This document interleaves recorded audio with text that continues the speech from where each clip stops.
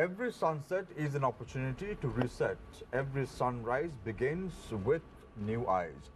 Good evening and welcome. This is Face the Nation. For those who are celebrating Eid today, very prosperous and a healthy Eid al-Fitr for those who are celebrating across the world and those who are connected with Face the Nation tonight. We start off tonight introducing our guest. Let's quickly talk to them and see how we will begin our show tonight. We have with us Attorney at Law Lehini Fernando from the SJB. We also have Harsha Surya Peru, member of NPP Economic Council, Madhuri Ranasinghe, United Republican Front, as well as Bharat Alusami, Vice President of the CWC. Joining us this evening tonight to pose questions from our panelists. On to my immediate right is Niresh Letambi, Consultant Director at Newsfirst. On to my immediate left is Shihar Anis, Executive Director for Center for Investigative Reporting. Our topic this evening is after the Sinhala and Tamil New Year, Sri Lanka's current political landscape. Let's get the ball rolling with Attorney at Law Lehini Fernando, representing the SJB. Lehini, tough times, not easy. What are your thoughts about what would unfold right after the Sinhala and Tamil New Year? First and foremost, thank you for having me today on the show.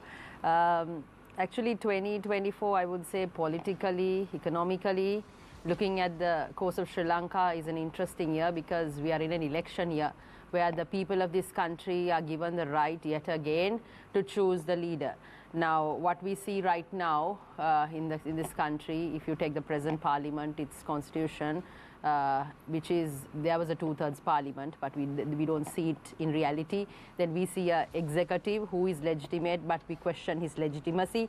Then you see local governments not operating, provincial councils not operating. So actually, if you look at it in Sri Lanka, we can question whether the people's mandate is whether it is that is being enforced. So people, the sovereignty is vested in the people, and people will get the right again to choose. And I think it is important that throughout the years, I think people have made mistakes in terms of voting based on political rhetoric, not voting based on a science, I would say. I mean, we saw people going and voting at one point for nationalism. Then we saw people going behind political stories and, you know, getting carried away. So I think this particular election is an important election where I think people must vote on policy, I would say, who puts out the policy that is favorable for the country. And today I represent SJB, and I want to say that SJB as a party is very strong on the policy directive that we bring to the table. We've always spoken about it.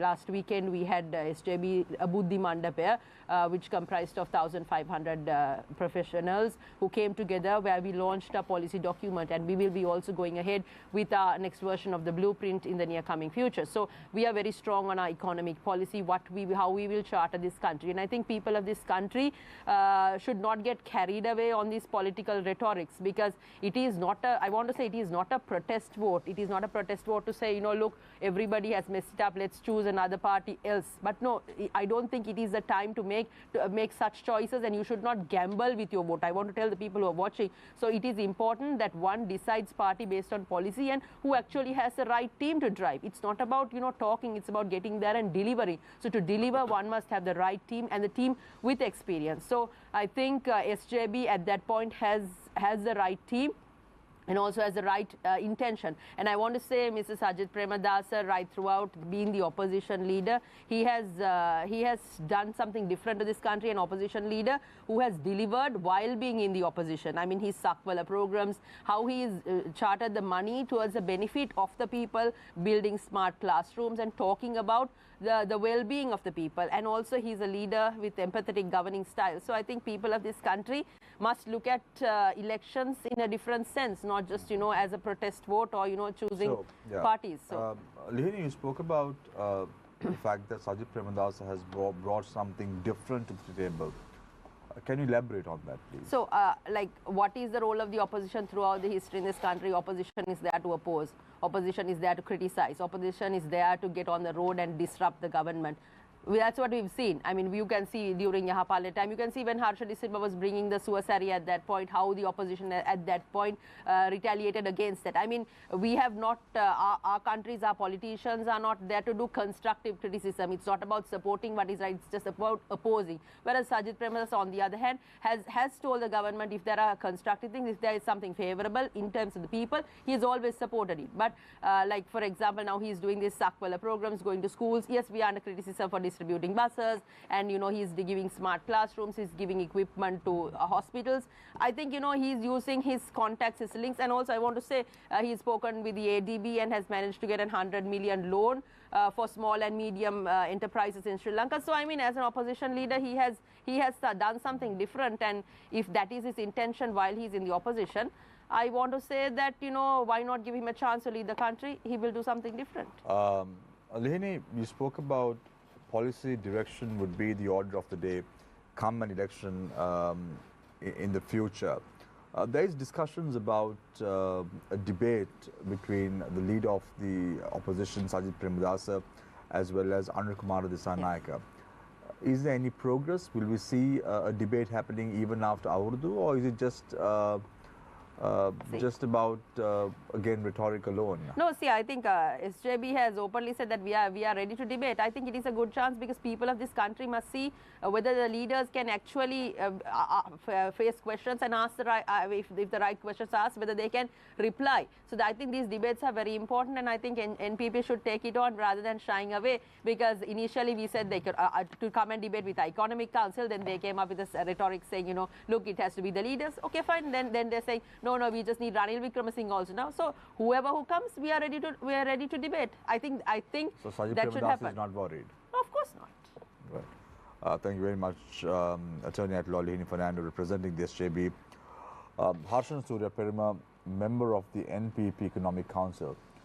Harshan, the tie-up is between the Economic Council of the SJB right now, because there was an open invitation for the Economic Council of the NPP to come on board with the SJB and discuss the proposals and the policy direction of the two political parties in question. Why didn't it happen? First of all, thank you very much for having me in the session. And I would like to say, wish you all the very best for people who are looking forward for the Urdu and people who are celebrating Eid today, the Muslim Brotherhood. To start approaching the question, what is really important is for people to understand whether is it what is printed on paper, on shiny paper in black and white, or is it the characters who are going to deliver them. In the past, we have seen time again and again, people were presented with rosy proposals, pictures, paradises, but whatever that was delivered is exactly the opposite. So what is important is in relation to the debate, that is the topic that is hyped by the media, is to understand what is the most important thing of the hour. Is it to understand what is written on paper by people who have brought this country into this mega mess, or is it to look at different options that are available for people? So it is to continue that dialogue with people, to create awareness among people as to what NPP is going to do about, instead of talking or debating with people who have brought the country into this mess, the current status we are in. In the past, they were asking votes from people to say that the country will be taken to a particular standard. This is the type of living they are going to promise. They were promised in motor vehicle factories to be installed in Sri Lanka or commenced in Sri Lanka. They were promised of free Wi-Fi to people. So people have gone through so much of undelivered promises. So it is more than talking. As far as people are concerned, people are fed up. It's not just a question of fighting for it, but people are just fed up. They have had enough with talking. Now, what people are looking for is delivery. Let me come to the point. So in terms of delivery, what matters is not the people who created the mess to start discussing with the NPP as to why we are here and how are we going to go out of it. If there's a requirement to do so, we NPP will take that one. And as we have publicly, during a formal press conference, we have announced that one. So, Harshan, so you are of the opinion that a debate between the two economic councils are not an imperative or a prerequisite at this point of time for people to understand what you all have in mind and put it to the table? It is very important for people to understand what are the policies of each of the parties. So when you say it's important to understand the policies of the party, SJB is going to be represented, if there is a debate hypothetically, by Iran Wickramaratne, Kabir Hashim and Harsh De Silva. From the NPP, who would be party would debating at that forum? Sure. NPP would nominate suitable candidates to come up and discuss the matters. But as of now, as we have seen in the media and on the printed media as well, NPP has requested the election that is to be happen is the presidential election. So what is important is for people, if at all, to understand what are the views of or the policies that the party leaders are looking forward.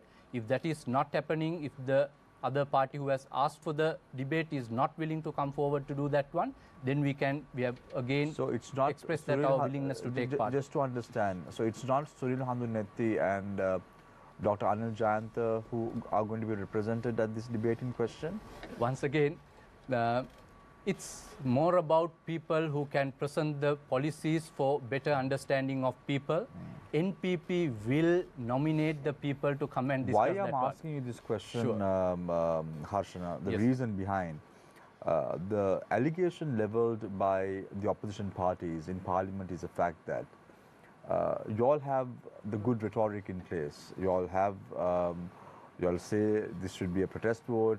They have tested and tried the political parties. But when we talk about the people who are going to steer that agenda forward, there is absolutely no one. You're talking about around 3 or 4 people. You used to talk about Andrew Kumar Dissanayake. You're talking about Vijitha Herath. You're talking about Harini Amarasuriya. You're talking about Suril Handunetti. You're talking about Bimal Ratnayake. You're talking about Lal Kant. Tell me someone else apart from these people who can steer the NPP. So this question was asked numerous times from Andrew Kumar Dissanayake. I'm sure people of the country would have watched these programs again and again and again. What is represented in the parliament out of the 225 members that people are aware, majority of them have served in either of the party, and they are saddled with allegations of relating to corruption. Whereas NPP, they have a team working with them. Only thing is, public have not seen them in the past. Because we saw similar sentiments and we saw a similar situation, Harshana, in 2019 also. I don't know whether you recollect, there was an organization called Viatmag. And it's no public secret, everyone knows about it. And we saw several names, and look what happened to the country several years down the line. We were declared a bankrupt nation. We are still trying to come out on top as far as the economy is concerned. And are we going to vote individuals who you say are professionals to steer the country? It's a big question mark, isn't it? For some, it may be the case, I'm pretty sure, because of what happened to the country during the last election with the involvement of Viatmag. I've explained in the past as well in similar programs. Viatmag has been an initiative that is supporting the political party, not in the core of the political party. Whereas in NPP, the people who have come to the front of it are in the core of it. They are not a peripheral association associated with the NPP. So that's a contrasting difference, which we have explained many, many times in the past.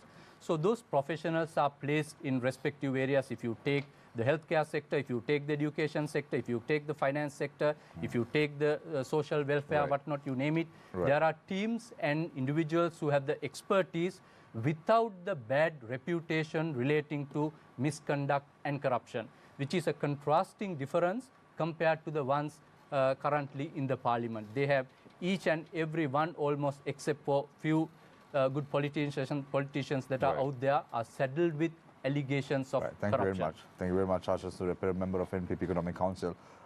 We, of course, have a lot of questions for you as we go along, Harshana. I now move my attention towards Madhuri Ranasinghe. United Republican Front. Madhuri, your leader, just to get some clarity on this, is partly Champika Ranawaka? Yes, he is. Is he going to be a presidential candidate at a future presidential election in the country? I would say if the chance come along, he will be. So if the chance comes along, he is going to be. Yes. So is he going to be a common candidate or is he going to be an independent candidate? Most probably it will be an alliance, of course, Alliance with which political parties? Because we already know yeah. the SJB had already said that their presidential candidate is going to be Sajid Premadasa. Yes. The NPP had already said that their presidential candidate is going to be Andukumar Dissanayake. There is inclinations from the SLPP that their presidential candidate may be, is likely to be Ranil Wickremesinghe or Namal Rajapaksa. That's the talk right now. We don't know concretely whether that is what it is. So, which political party is partly Champika Ranawaka going to form an alliance with? So, if I may ask. So today we are United Republican Front, and we believe that partly Champika Ranawaka is a suitable and a very capable leader for Sri Lanka.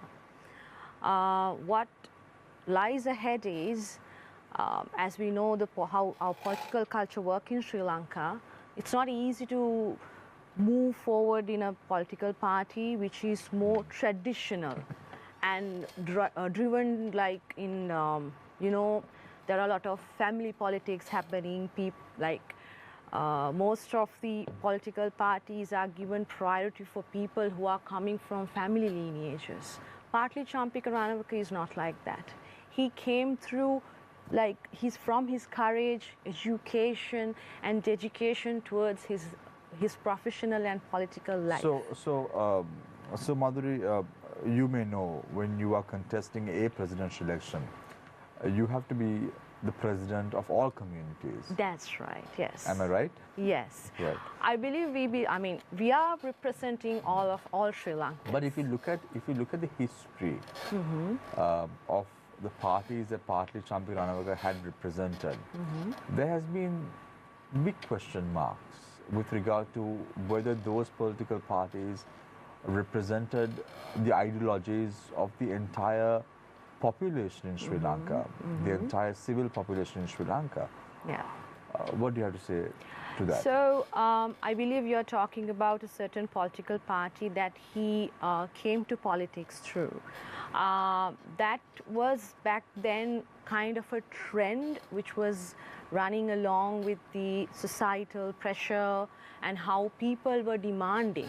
People were demanding Are you trying to say that it's a different kind of wine in a new bottle, or is it a new wine in a new bottle? I wouldn't say that. I'm trying to figure it out because today Muslims are celebrating Eid.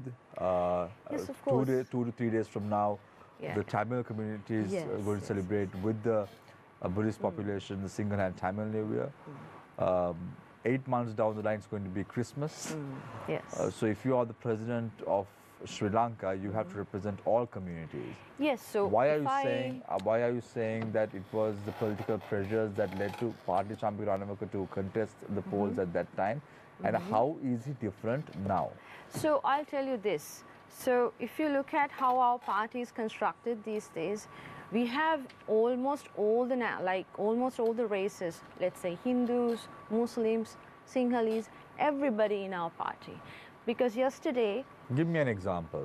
So yesterday, our women alliance, like the women's wing, went to the iftar at Davatagaha Mosque. We went there and we sat for the iftar and experienced the whole atmosphere.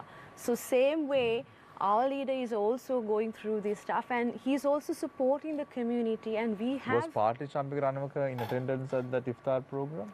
He also went to a iftar program last year. I'm pretty sure he's going for the one today. So because I'm posing this question, people begin to be closer to communities, closer to an election. Yes. Maybe the Sinhala community. You see, President Mahinda Rajapaksa In 2014, when the Arudgam incident took place, no action was taken concretely by the then president. However, come the 2009 election, they were very closer to the Muslim So community. I'll tell you a small thing. Back then when he was the Minister of Megapolis Ministry, they built a lot of houses in Colombo.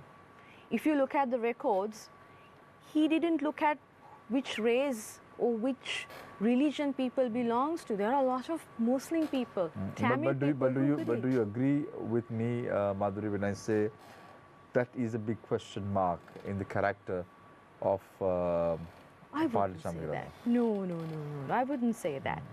I mean, he's a person who's very, very compassionate and empathetic towards a lot of people.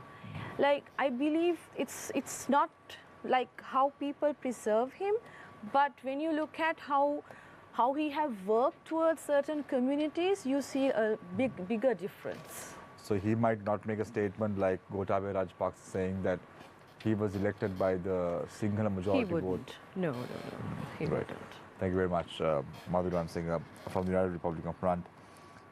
Bharat Arulsamy, Vice President of the CWC. Bharat, 2 weeks ago, seated on this seat was the President of the CWC. And he was talking so high and mighty about President Ranil Wickremesinghe. Has the positions changed in 2 weeks, or you all are still supporting Ranil Wickremesinghe's candidature as the president? Actually, first of all, thank you for having me here. And also I convey my best wishes for brothers and sisters of Muslim community for their Eid celebration. Actually, the statements made by our Honorable President regarding the support we are going to extend. So it is a decision. Now, at the moment, we are looking at the progressive side of a president who is supporting the community. So first and foremost, our community need is far different from the other communities. And also, at the from the moment His Excellency President Ranil Wickremesinghe took over the office, whatever the policy changes which we have demanded from him is practically happened. So even our party president Honorable Senthil Tondaman and our party general secretary Honorable Minister Jeevan Tondaman and our party as a whole, as you know, has accepted the services and the policies and what he is delivering to the country is satisfactory manner. So it's all about, you know, we were in a big economic crisis, and His Excellency Ranil Wickremesinghe came forward to stabilize this country. So we have to accept and acknowledge his courage and his strategies. Why do I get the feeling, Bharat, you're saying all this? Yes. Because your leader Yeah. is the governor of the Eastern Province appointed by President Ranil Wickremesinghe, and your Honorable Secretary Jeevan Tondaman has been appointed by President Ranil Wickremesinghe as the Cabinet Minister of Drainage and Because Livelihood. whoever in that seat, whoever in this president, so constitutionally he has the right to appoint the governor, appoint the cabinet minister. So it's not about your community, it's about It's the a- positions of your It's office not a- bearers. No.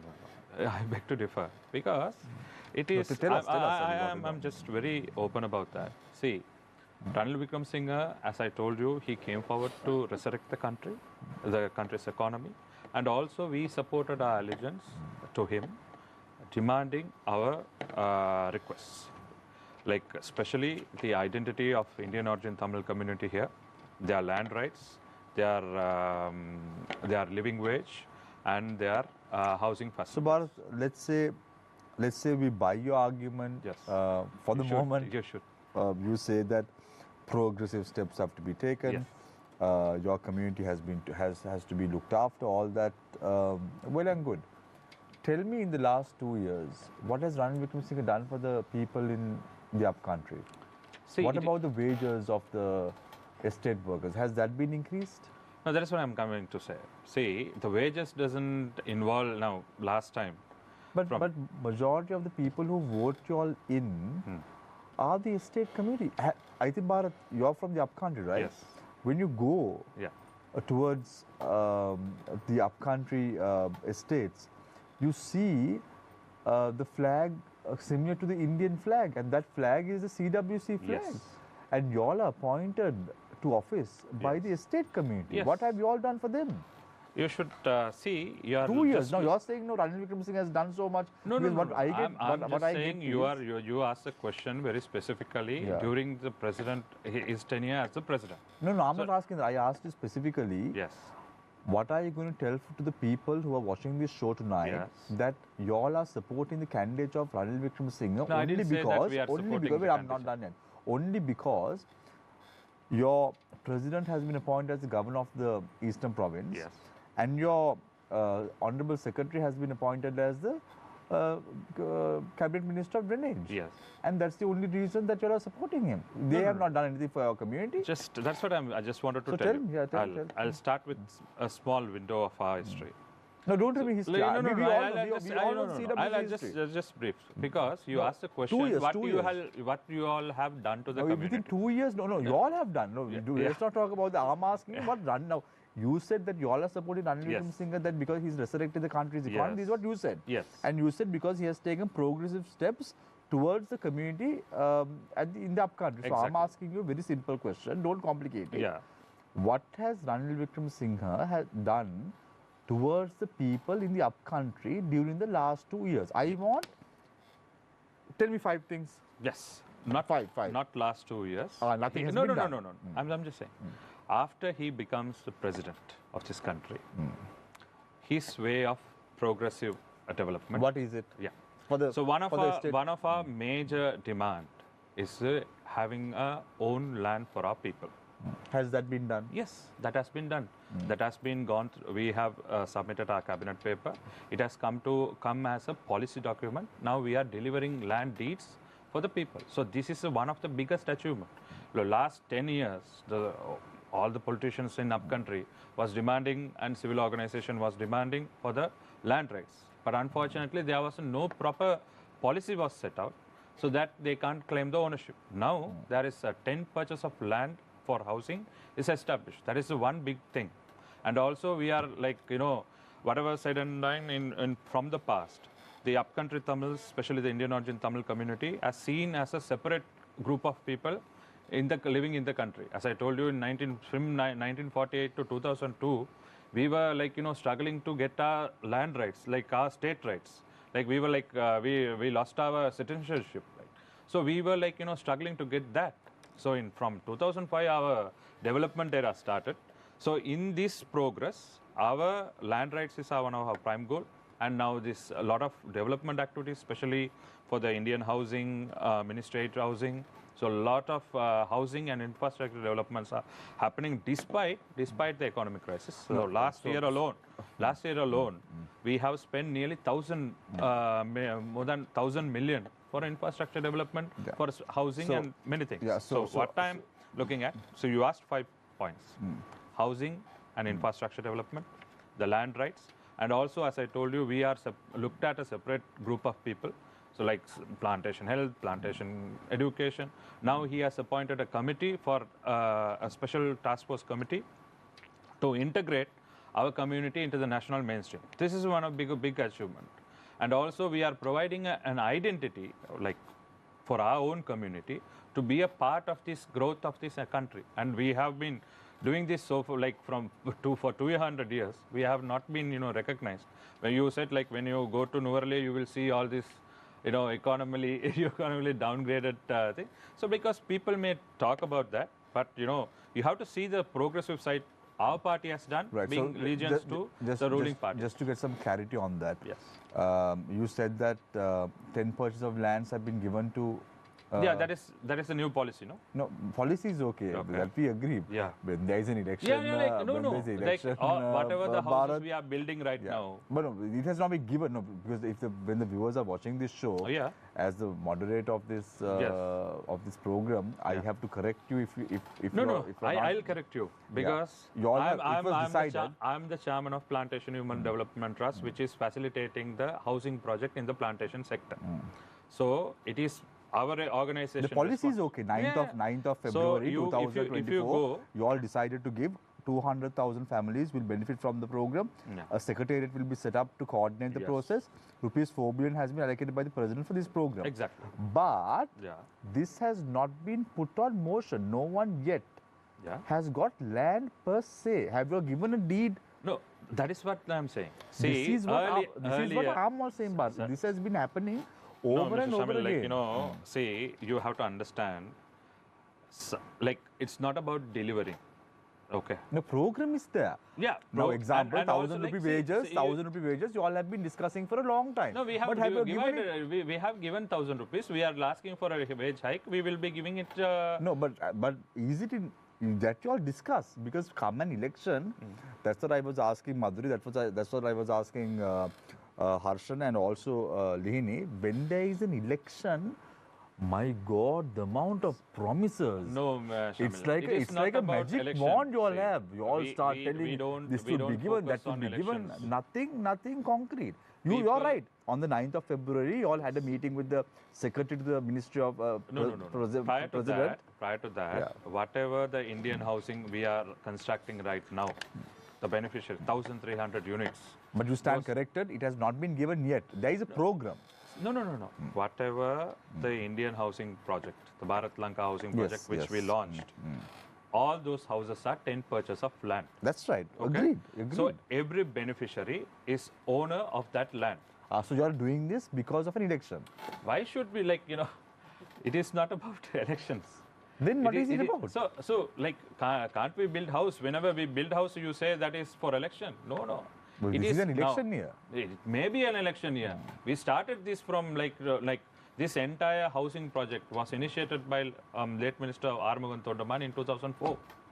So, do you It's say? been done. From 2004 No. to 2024, nothing has been done. My God. Even See, worse. So you have to understand. No, I you don't can, understand, no. You can ask questions. No, let me answer. No, first. answer, no problem. We are From giving you that opportunity. 2004, from 2020, we have the government, with the support of Indian government, we have built 4,000 houses. And thanks to the Indian government, we got another 10,000 unit house. Due to various crises, we couldn't start that project. This year, we started this project. Like, technically the last year, but this year we started the project. These lands, earlier it was 7 purchase. Now it it's is 10 purchase. I agree. So That I for agree. the 7 purchase, let me finish. For the 7 purchase also, around 65,000 houses by the grant, by the government, by NHTA, by self-built houses, there are 65,000 houses. Only lesser amount they have title deeds for their houses, only or permits or something. So we want to give land rights for them as well as land rights for our own people, which for another 166,000 people. So we have given 10 purchase of 7 purchase of land deeds to the people, you can 3-4 months back we gave it So at Bharat, Namboda. you made your submission. Let the people decide. No, because we gave the deeds right. also. So that's I'm why I not said. saying That's okay. That's we okay. will give once it comes back. Right. So right. we have already given, and we will also given for the 10 Right. purchase Okay. of land. So let's give it to the people. Let them decide Yeah, whether you are right, whether we are right or whether you are aware right. about that. This Right. is just So I'm conveying. I'm also saying, whatever you all did, you all discussed on 9th of February 2024 about this process, about the awarding of the 10 No. land. This is Right. Okay, this is never- what you are referring. A decision to integrate the community right, okay. into the system. Okay. But last year itself, Okay. we got the cabinet approval for 10 purchase of land. Yeah. Right. So That is done. let people decide what is right, what is wrong. Because I'm not telling lies, no, I'm telling the actual fact. But which I'm not saying anyone saying, can, check. Yes, Okay, right. yes, check. We'll leave it at that. Let the people decide. Bharat Arusami, Vice President of the CWC. I want to open the floor for questioning from journalists. On to my immediate right, let me introduce again Nilesh Alitambi, Consultant Director at Newsfirst. Shrihar Ranis, Executive Director of the Center for Investigative Reporting. You too can join in as far as the conversation is concerned. The number to WhatsApp your messages is 076-656-5353. The number once again, 076-656-5353. And I would be delighted to take those questions to the panelists tonight. Nilesh, Shrihar, who wants to go first? I'll start. Because it's Eid, let's give Shrihar an opportunity. So I would start with Harshana. I have 2 questions, Harshana. One is, your major party JVP within the NPP is perceived as, you know, critically analyzing things, critically you know, coming up with you know, some debates about the government ruling party, but when it comes to implementation, they basically find difficulties, right? For instance, like, see, your leader came up with these files, files about corrupt people, but still nothing has been done, right? I don't know, you know, whether it has been produced to the courts, whether legal action has been pursued. Nothing has been done.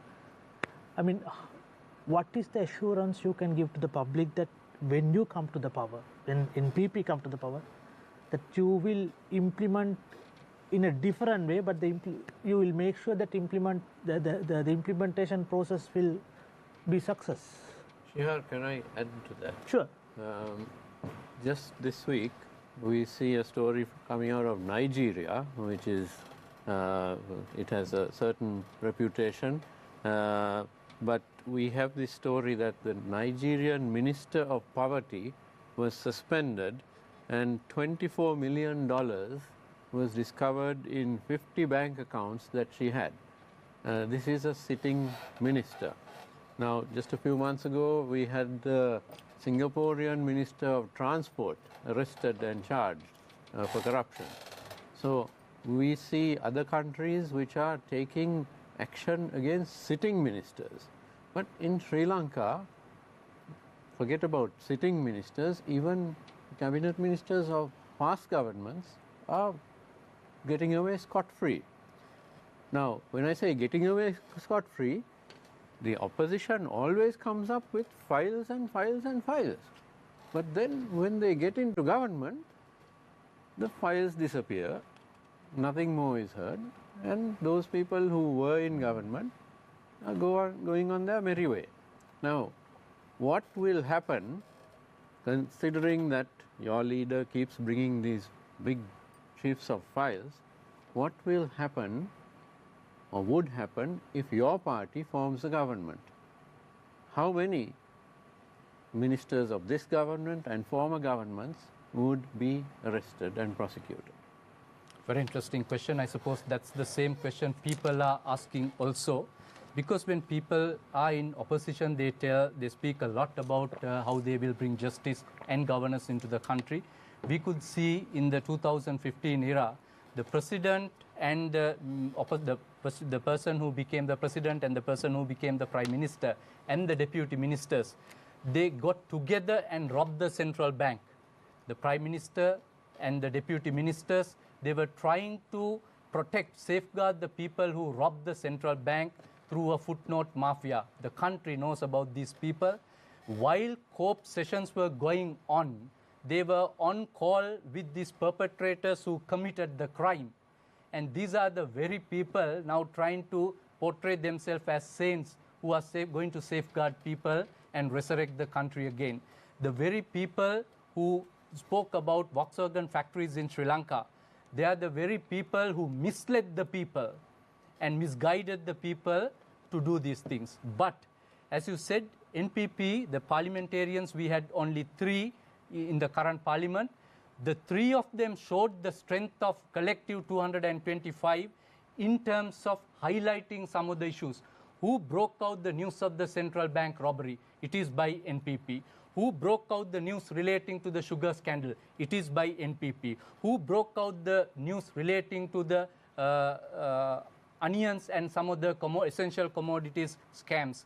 So it is by NPP. So the question is, it is not the number out there. Some of these things, I'm sure other politicians would have contributed.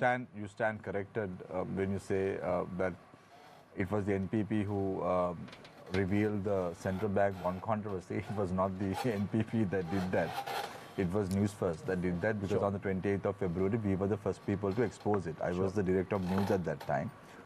So I know. Let me continue. Probably in Parliament, you all would have spoken about it. That's what we are. That's what you're so we are talking of the conduct of politicians here. The exposes were technically done by whistleblowers, outside the Parliament. No, prior to any news channel breaking it out, we know the primary dealers who got involved. Then, if we go to one step ahead, The primary dealers who were involved in the sessions were the first whistleblowers out there, not any of the news media. So, but if you look at it, is them who reported but can we, if you all come into government, Yes. would we see proper arrests? That's what I'm coming in to answer the question. I mean, investigations we have had galore, and the public knows who's done what. And you all have these huge files.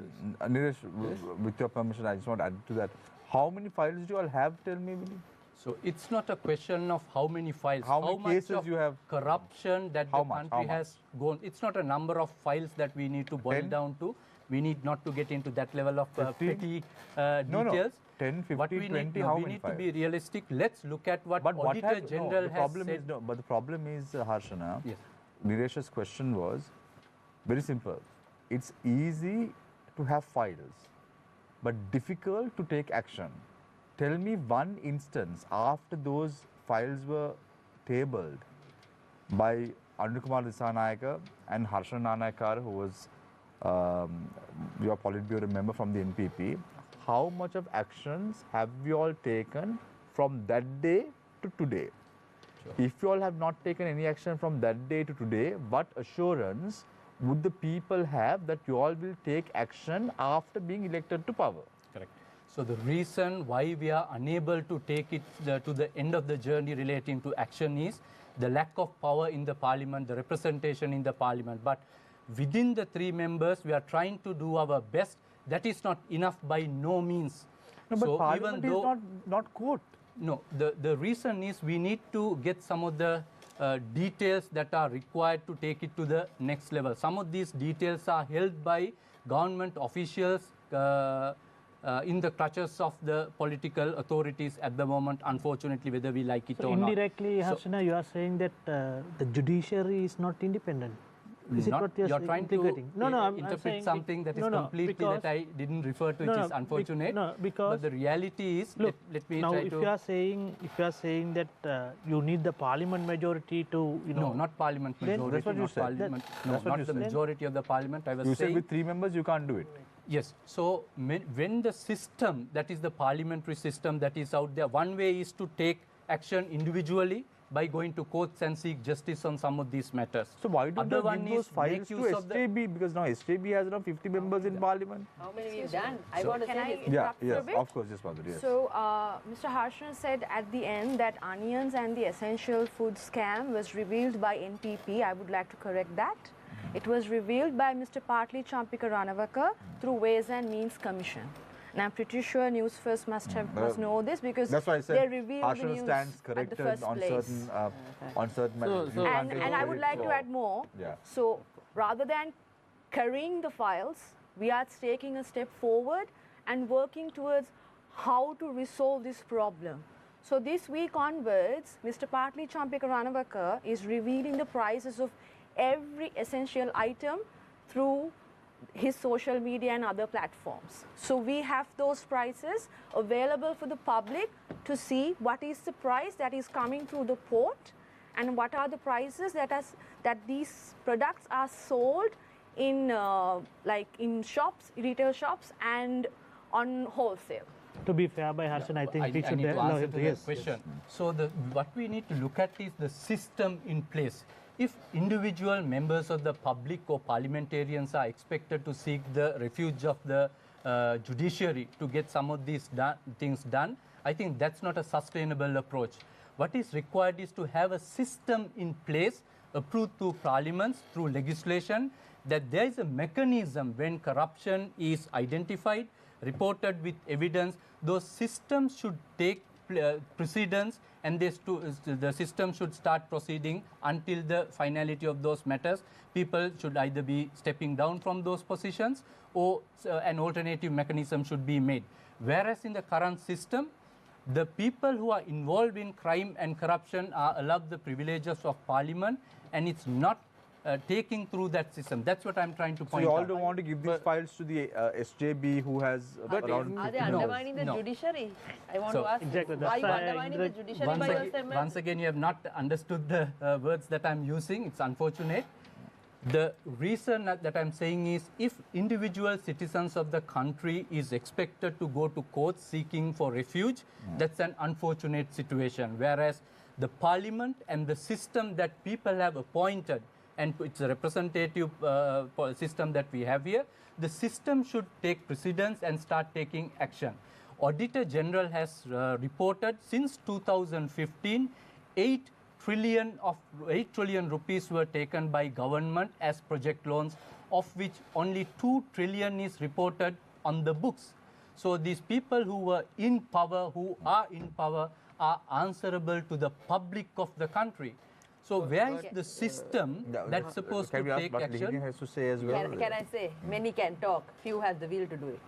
So they can talk, but have they had the political will to take? They have the files, they come show. I will tell what SJB did. SJB went to court, Professor Mahim Mendis, Dr. Atula Sri Samarakon, we filed cases where Gotabaya Rajapaksa, Basil Rajapaksa, they were all declared the perpetrators of the economic crisis. They were declared by the court. Who went to court? SJB. So I want to say this, SJB has done it. We have filed about over 50 cases up to this date, human rights violations, fundamental rights violations, special determinations.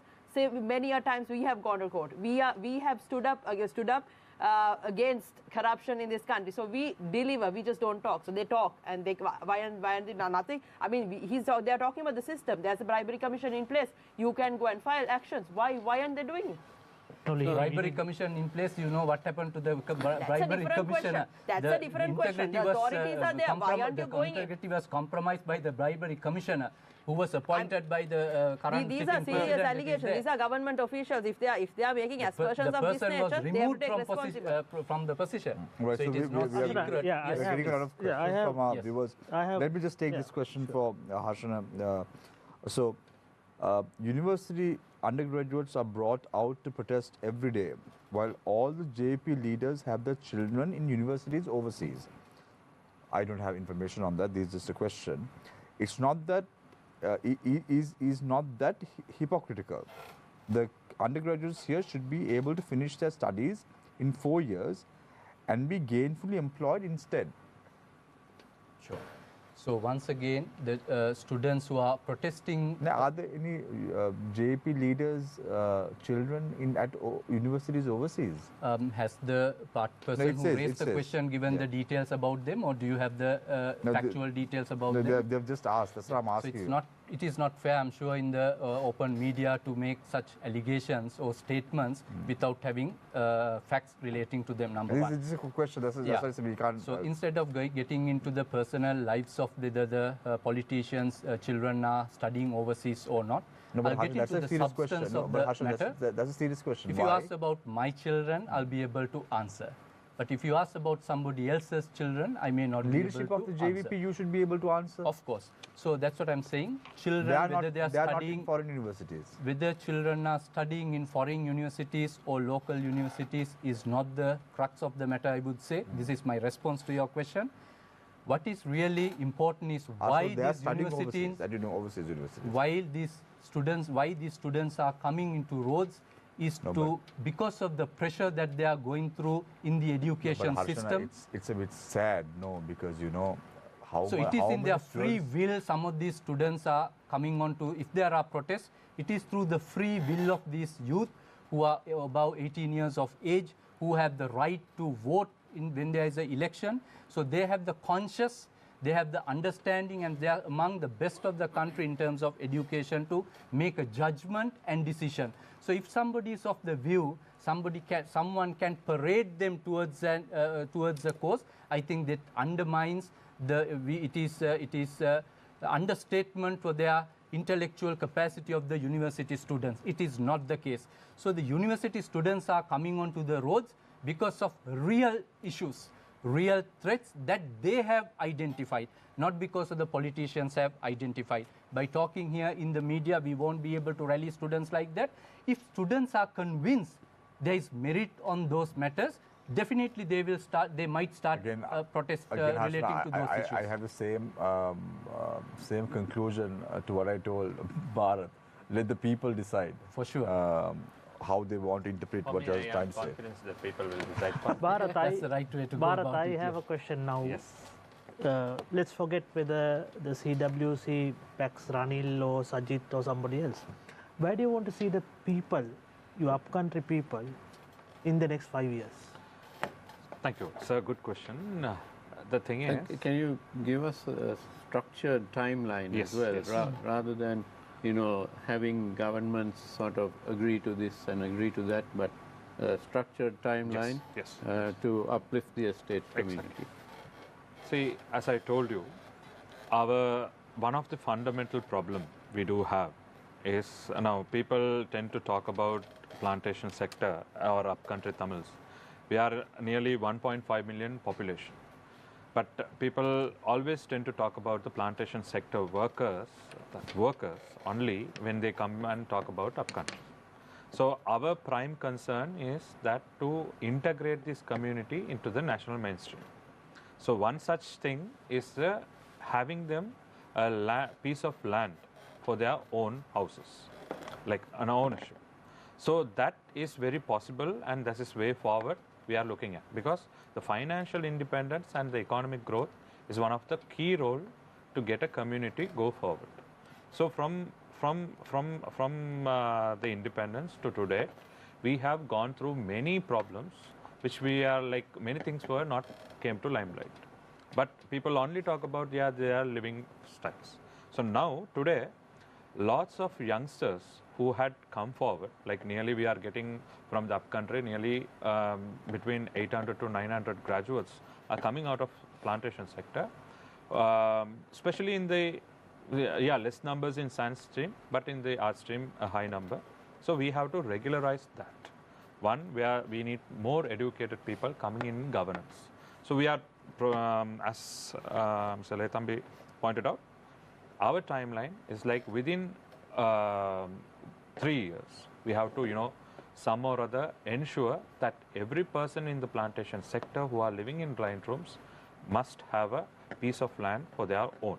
So some may argue that, if we give lands for everyone, then there won't be a tea plantation at all. So as I told you, according to the statistics we have, nearly 176,000 people are in need of this land. So once we give a land right, it is nearly 4,000 hectares. It is like just 1.25% of the entire plantation land. So it is not a big deal. Secondly, we had issues. No, but you all are not suggesting to build houses in tea estates. Pardon, I didn't get it. You are not suggesting that you all build houses in the tea estates. No. I'm not talking about removing tea plants and build houses. Yeah, but you just said 1.25% of the total Entire acreage. plantation land. Plantation land. So there are a lot of land, like I think 1/3 of the land is not utilized, and another portion of the land, because of the regional plantation companies' mismanagement, it has been, it is not properly, yieldable land. So there are issues. Then secondly, it's about our identity. So last couple of, I think, decades, we didn't have a proper address for ourselves. So after Minister Jeevan Thondaman came into assumed office, we, thanks to civil organization, they even went to courts that we don't have addresses. Now we had the policy formulated. We are providing each individual person an address which will have their name and their address. So that is that. Secondly, the integration of education and health. So as I told you, we have a separate unit for education, we have a separate unit for plantation health, plantation education. This is a good thing, we have to need to prioritize them. But if it goes to another 5 years, saying that it is plantation health, plantation education, then we don't see any progressive in that, because we are also citizens of Sri Lanka. So we should have the same access, equality and the equity to obtain the same services which the other citizen does have. I'm very surprised, Bharat.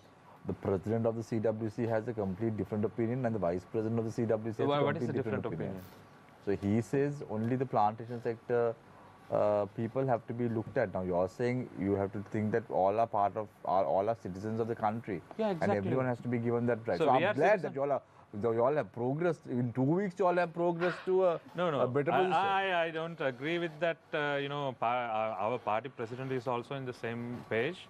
where I'm echoing his thought only, because No, but we he have didn't say that on that day. so he may be referring the plantation sector community. What I'm saying is this plantation sector community also should be integrated to the. Dinesh, look at what Face the Nation did in 2 weeks.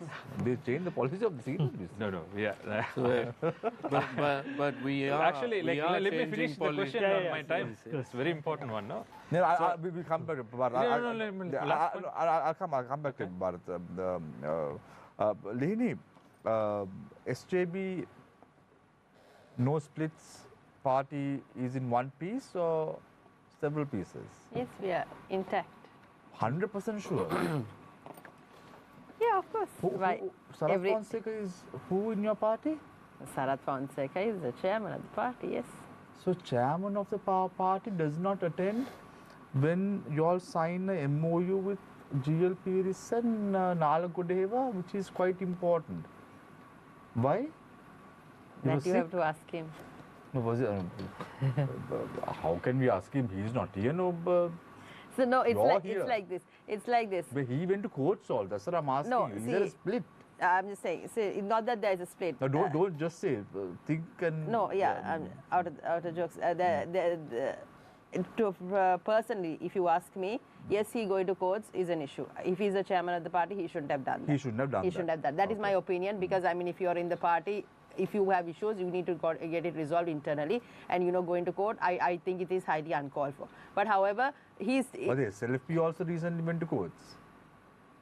so politics. But people can go to courts. People can You go know, to you courts. Yes, can't- it's you a can't. democratic country. Everybody Yeah, has it's a free everyone's right. right. Everyone has the right to go and get No, enjoyed but is orders. Sarath Fonseca still in the party? He's in the party. So I mean, yes, there are any party will have its differences. Any party will have its issues. But he's very much a chairman So of the Sarath party. Fonseca also wants to be the presidential candidate. That's his prerogative. But the party has declared Sajid Premdasa is the presidential candidate, and he's the leader of the party, and he will run for president. So what if these disgruntled men and women in the party leave the SJB? See, this leaving the SJB, joining other alliances, this has been in question for how many months now? But we have not seen anything of that No, nature because happening. Madhuri might second what I'm saying. Even at one point, Party Champika Ranawaka was also part of the SJB yes, alliance. so it was his decision to break away and go and form. See, but right now, if you look at the political landscape in Sri Lanka, SJB is the alternative. I would say the answer. I mean, everybody wants to come into SJB and form alliances with the SJB. Everyone wants to get into MOUs with the SJB. That's what we see. Because if you go to the ground, if you talk to the people want an SJB government. So everybody wants to, I mean, why would people want to come and form alliances with the SJB, have discussions? Why are people inviting the SJB members to come and join? Because they see, I mean, that this is the credible Madhuri, set of that's a people. good point. Now, after splitting from the SJB, Party Champika Ranawaka presented his policy proposals to the SJB. Yeah. Why? Not to the SJB. We No, they presented did. it to yeah. a lot of people. No, you all presented to Ranil Wickramasinghe, you all presented to Sajid SJB as Premdas also. But Sajid Premdas was not there at that meeting. Yes. He purposely didn't come, right? Yes, I don't know. I don't know about You said that. yes. No, I'm sorry about that. I mean, I don't know what if he done it purposely or not. But to be honest, we presented it to many parties, many stakeholders, not just With SJB what or intention in Ranil. mind? See, we have, like, as a leader, Partly Champika Ranawaka is very visionary and he have a vision for this country. Yeah. What he needs is, if you look at what we have done so far, especially through his commissions for the last year, you will see how he have done things for the country without even thinking about it politically. It's not just a political ambition, but he have a vision for this country. So this whole policy document is for the country. Why do I get the feeling it sounds very, very much like Gotabaya Rajapaksa? Because when Gotabaya Rajapaksa also came, he said, I have a vision for the country. I don't have political ambitions. But And look at where we are today. So he came to, I mean, he obviously contested, and he didn't have any. Also will have to contest a presidential election, no? If he have a chance, yes. I mean, I wouldn't say, like, he's a very good candidate, a capable candidate. look at his, if you look at his education, the work, what he have done for the country, I pretty much believe that he is deserving and he is a good candidate for presidency. If you want to join hands with a political party to form an alliance, which political parties is it going to be? I'm not at a position to say that at the Because moment. your ideologies have to match at the end of the day with those political parties. So right now, are there any political parties which the ideologies of Shamir, the United Republic I of France? beg to differ. In Sri Lanka, politics makes very strange bedfellows. So various ideologies which you never thought would mix. Very well. Madhuri, It does happen. Madhuri, I want to ask, Very true. Just to add a comment, Yeah. the people who took the alliance that you just referred to in 2015, they took these individuals that you just named in person to courts and put them behind bars also, at least for a shorter period of time.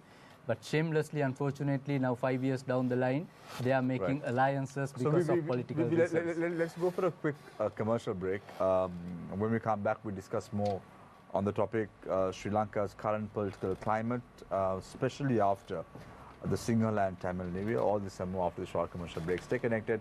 We are in conversation with Attorney at Law Lihini Fernando from SJB, Bharata Rusami, Vice President of the CWC, Harshan Surya Peruma, member of the NPP Economic Council, as well as Madhuri Ranasinghe, United Republican Front. Stay connected, stay with Face the Nation. We will be right back.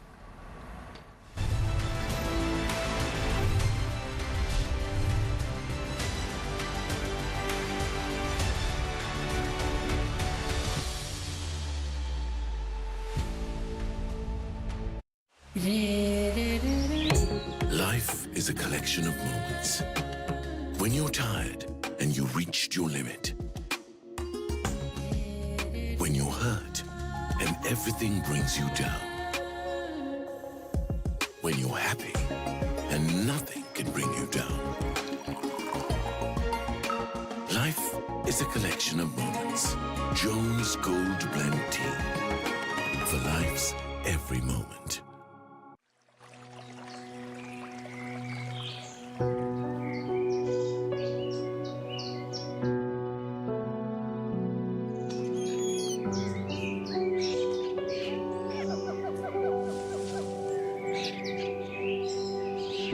Singharaja, Sri Lanka's precious world heritage.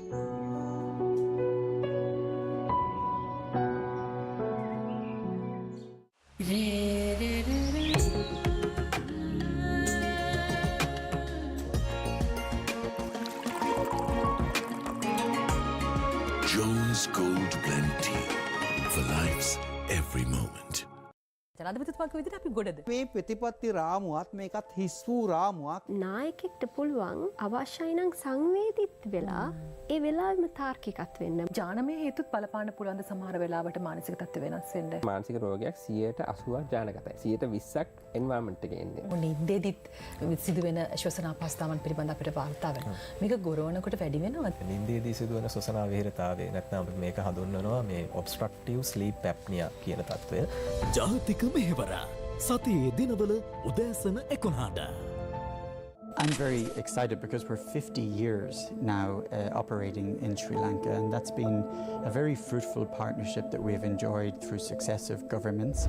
More than ever before, we're seeing how diversity and inclusion is becoming mainstream. Recognizing that we need to do more as a profession. I mean, globally, we're at about 38% representation of women. In our analysis, where we said that Sri Lanka had the highest electricity cost in South Asia, Lankan electricity prices are still relatively high. This cost is based on the worst possible scenario. And suppress creativity and critical thinking is suppressed. They study for exams. They are 19 years old when they sit for the A-level. It is not normal, it is abnormal. We need to do something about it. They should be in school.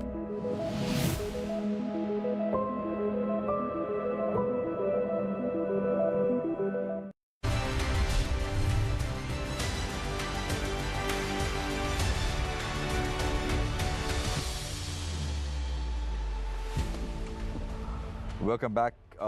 This is Face the Nation. I'm getting a lot of comments, views on the number 07665655353, but I'm trying my best not to pose them as questions to our viewers, but to take progressive questions. So we are having a constructive dialogue, and whatever questions that are directed should be constructive, so we can take it as a way forward for the country.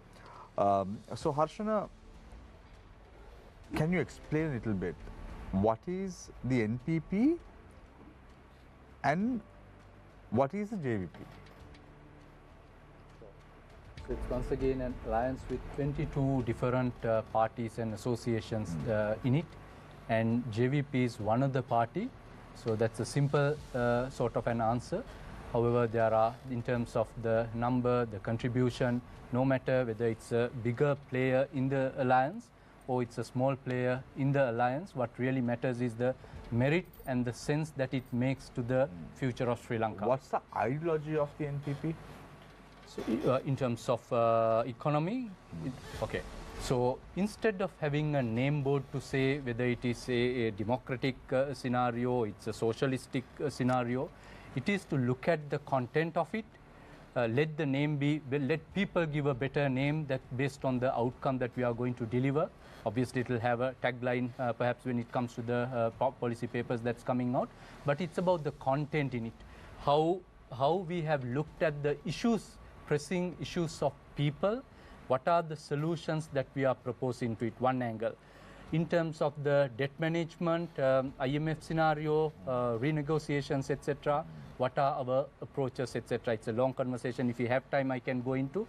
In terms of revenue management, what are the proposals that we come up?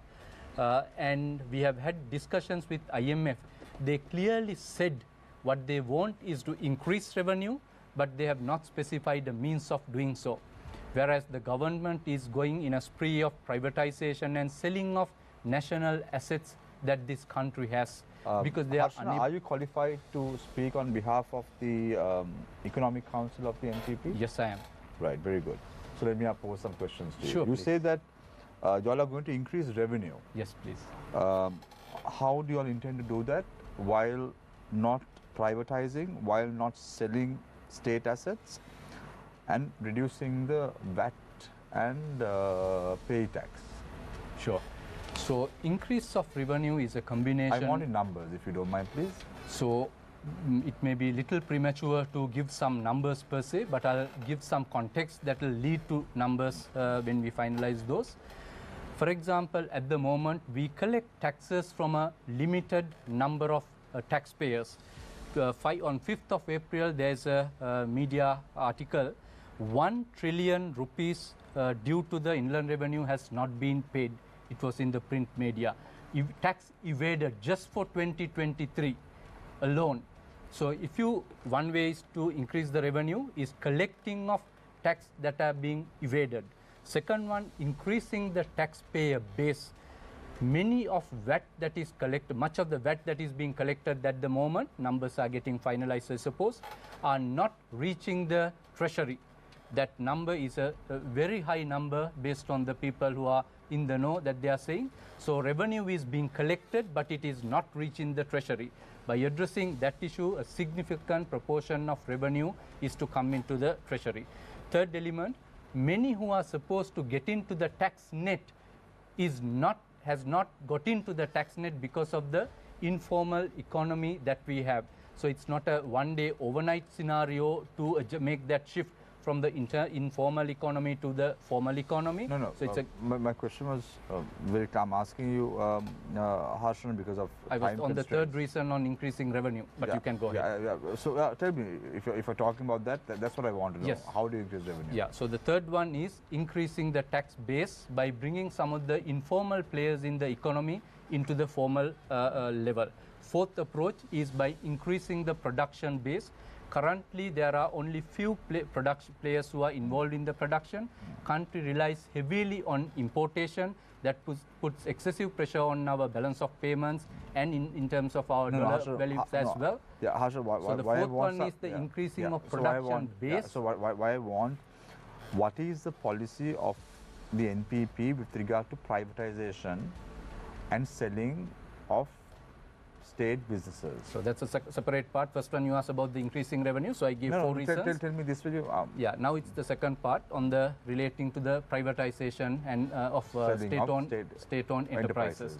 So state-owned enterprises will be looked at in three different angles.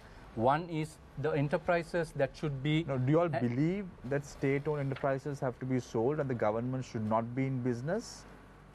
It's not a one yes or no answer, because you can't accept one, rather apply one answer across the platform on institutions. Because there are strategically important institutions out there in that lot, the basket that we are talking about. Let's say Sri Lankan Airlines, for an example.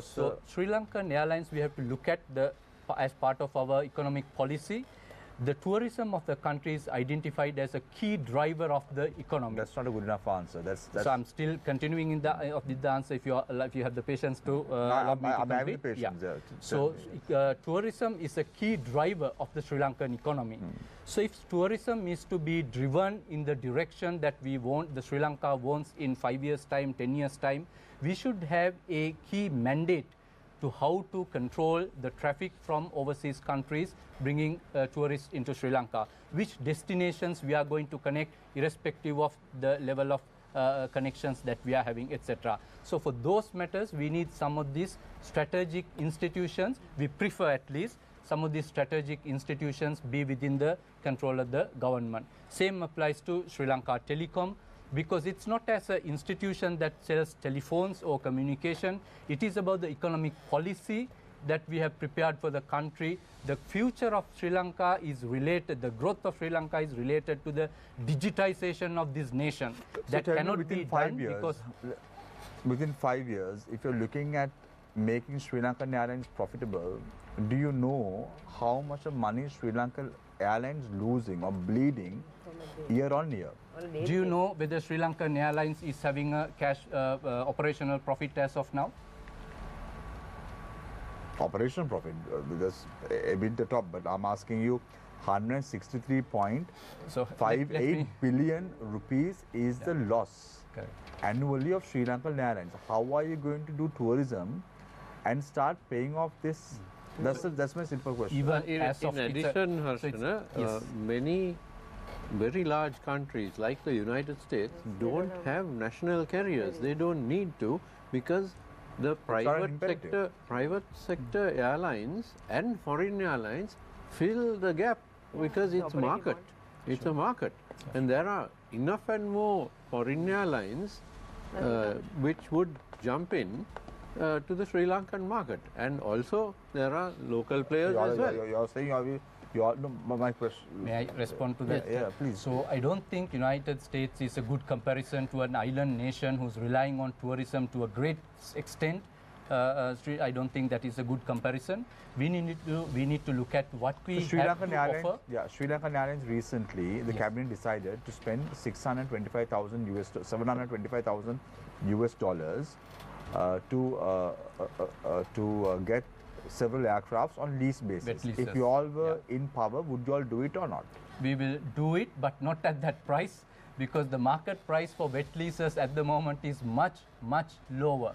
So unfortunately the government, so these are the operational issues, that's why it is showing an operational profit, but unfortunately the organization is unable to report a profit. That's why Treasury has to bail out at one point at the beginning of the year by 1 billion, and recently another 500 millions to bail out, to absorb some of the debts. So part of the work is being done, which is a good thing perhaps. But reviving of Sri Lankan Airlines has two aspects. One is taking away the issues that corruption has created in it, inefficiency has created it in it, but the operational staff is doing a admirable, commendable job. That's why the organization is generating, operating. You all don't want to even go against the employees also, no? So why should anyone go against in any organization's employees if they are doing a good job? Golden handshake? Sorry? Because right now Sri Lankan Airlines is overstaffed.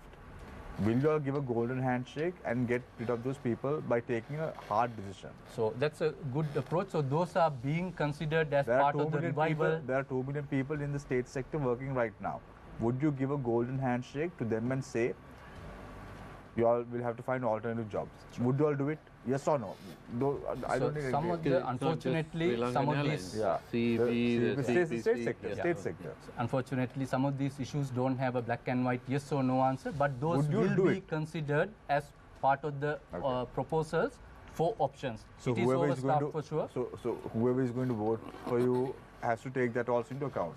So better to wait for the policy proposals to come, but those are options that we are looking at. Right. So, as I said, some of the institutions will be kept with the government, considered. Some of the institutions will be jointly managed, and some of the institutions, if it is too commercial and too less important for the government to get involved, those will be considered to be given out. When we More get economists on Face the Nation, Harshana, just to give you a bit of clarity, all of them are of the opinion that the government should not be doing business. That is not their role.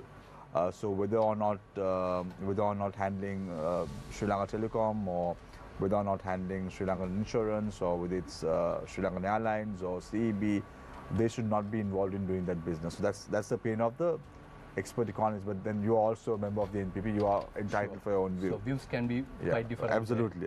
But so, one of the reasons that we have had this so-called 76 years of disaster is that government has been involved in business, and very badly so.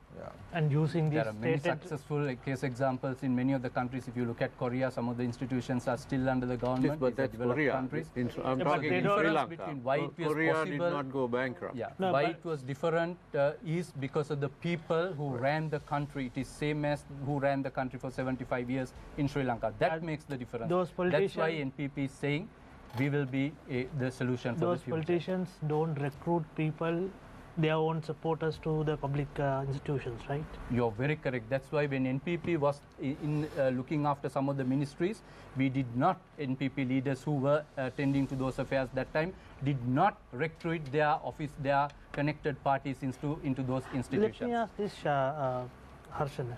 Now, when it comes to both economic and foreign policy, NPP is a bit vague, right?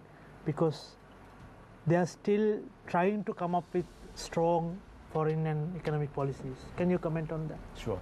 So it may be your opinion that it is vague, but in our mind it's very clear as to what we are going to do. In the sense, in the vague, like everybody, all the NPP members are not in the same page. If I ask you one question, you will give me one answer, and if I ask the same question from another colleague of your economic council, they will give you another answer. So it shows that everybody is not on the same page. May I respond to that? One classic example. Yes. One classic example. When we asked Harshana, who's in the Politburo of the NPP, not you, the other Harshana Anakara, we asked him who is going to be the Prime Minister candidate of the NPP. He said it's Harini Amarasuriya. We had Chaturanga Singh on the show a couple of weeks ago when we asked him, so Harini Amarasuriya has been appointed as the Prime Minister candidate. He said, no, nothing has been done. So, case in point, So, may I respond to that one? So, depends on the person to whom you are directing the question, and depending on the area that he is specializing in. For example, if you ask me something related to the legal policies, what we are going to adopt in terms of legal reforms going to be in future, I may not be the best person to answer that question, but I may give an answer that may be not in the correct direction, or I may say I'm not aware. Whereas similarly, if you ask the question relating to economics, it will be good to direct that question to a member of the Economic Council to get the correct answer, the correct thinking at that point. Because it is a fluid thing, obviously, because the elections are not called. So Harshana, many things can happen from now to then. Tell us some names. If you all are getting 113 members in Parliament at the next general election, and form a government, you all are very optimistic to get at least 60 to 70%, right, of the votes. Yes, we are. Yeah. So let's say that is 113 members of Parliament. If I tell you to name 25 people from the NPP who will take up key ministerial positions in your cabinet, can you name 25? Sure. You don't have to think of leadership or whatever it is, but I'm just asking, can you name 25 people? Because right now, we all are aware it's not going to be individuals who are going to take this country forward. Correct. It's definitely going to be a team of experts who will have to take this country forward. So my question is, if you are told to name 25 people on this very show as to who will be appointed as cabinet ministers in your government, who would those 25 ministers be? Sure. So I think it's fair to direct this question to the leader of the party, and it was directed to him by international media, and he named the individuals. They were asking for the 20 names to say so, and he provided the names as well. If you ask from myself, I'm from the financial side of it. I attend to the economic side of it. So there are individuals that are working closely on that front. I will be able to identify some of the key contributors into that initiative. For example, Professor Anil Jayanta is there, Professor Sita is there, myself I'm there. Likewise, there's the list of names. But so all of you are going to be appointed to the cabinet? Unfortunately not. You're misinterpreting. We'll be happy if we can have large cabinets. NPP's vision is not to have large cabinets. How many ministers? I think those will be finalized, but it will be kept to the minimum. No, there's a lot to be finalized, not just from the NPP, but from many of the parties. And, you know, we have been asking these questions for several months now. But the NPP has a lot of finalizations to be done. Yes, but however, time is of the essence because the presidential election is expected somewhere around September. Because the president is opening up highways that are flyovers that are not even completed. So that sends a very strong strange. signal. Yes, the same press release said that he opened the flyovers, but they'd be completed in September. But let me put it this way: what I meant by finalizing is prior to going into public, there are things that we need to fine tune on those. So, Attorney General Newsfirst, we have a question for you from one of our viewers. Why are people who have immensely benefited in the Rajapaksa rule being accommodated in the SJB? Can we trust the SJB president to investigate fraud and corruption? Yeah, so it's like this. In Sri Lanka, political parties getting into alliances is not a abnormal thing. It's a normal thing. As politics, I mean, we've seen many instances where parties get into alliances. So here, the fundamental thing is whoever who comes into the alliance, the fundamentals of the SJB will not be compromised. SJB as a party has a vision. The economic policy, there's a economic policy, social market, free market economy, which the SJB as a party believes in. Whoever who joins in will join in understanding the ideology and the vision of the SJB, and that is the primary thing that we will drive. So our Economic Council, led by Mr. Harsha De Silva, Iran Vikrapta Kabir Hashim, we've developed the blueprint. We will be launching our next blueprint as well. So whoever who joins in will join in understanding the SJB's philosophy. It's not that, I mean, the Rajapaksas, anybody can come in, whoever who wants, who are in the Rajapaksa regime, anybody can come in, but doesn't mean that... I said salon, anyone can come, anyone can go. That's the thing. There will be many alliances that will be formed, but then it will be... Don't they want to pick and choose the right people, not those who are corrupt at least? No, see, it's like this, Shamir. I mean, there are certain alliances which are holy, there are certain alliances which are unholy. SJB is not holy. It's like this. At the end of the day, when people join in, there are certain compromises that they will also have to make. But if there are people who obviously need to be locked up. I agree. It doesn't mean that you need to welcome each and everybody into the bandwagon. I agree that a party must have a certain philosophy, a certain policy in who they take. But at the end of the day, it is a party. It's a democratic party. So whoever came in during the last crossover, are holy.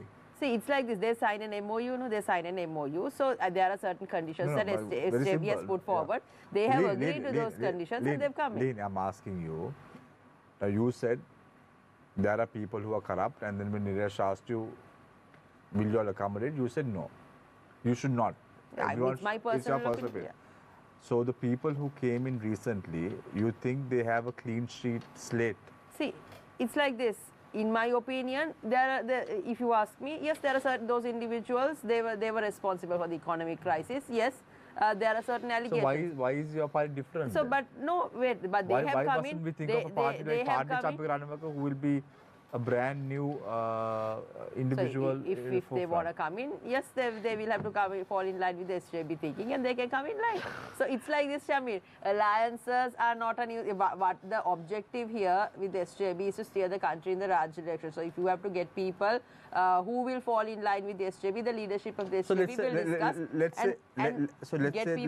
say, Lihini, there is someone who has who's corrupt in terms of the Colombo Stock Exchange or the stock market or whatever it is, right? There is a person who is corrupt in terms of handling businesses overseas. So you are saying if it's an alliance, it's okay to welcome those people to the party. See, it's like they have not joined the party, no, they are coming into the alliance. So there will be many in the alliance. Won't all lose votes because of that? So it is up to the leadership to decide whether these alliances, whether they should continue and who they take in. So Madhuri, would you all join hands with the SJB on this, on a matter like this? Good question. With SJB, if we are making an alliance, we kind of think in a line that we are not. But your leader has criticized the SJB leader quite a couple of times, no? Yes, that's right. But you all can't then. No. Look, what I'm saying is. Hands, no? No.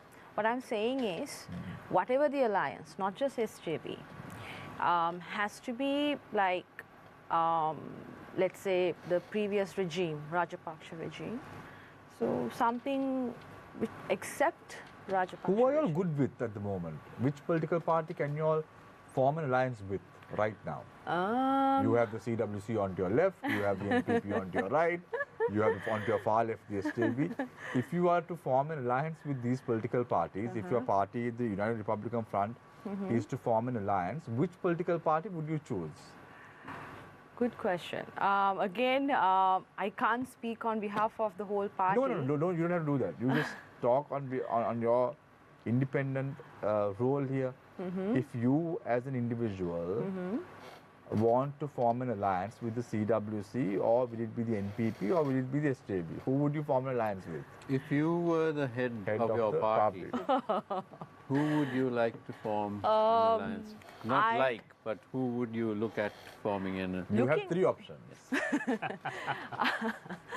See, I would go for a answer like this. So, our economic policies, our party policies are quite into the right wing. No, right, okay, so right, which political party? Probably, it's not difficult, just name one party. Can't Madhuri. name like that, but why, all are not good?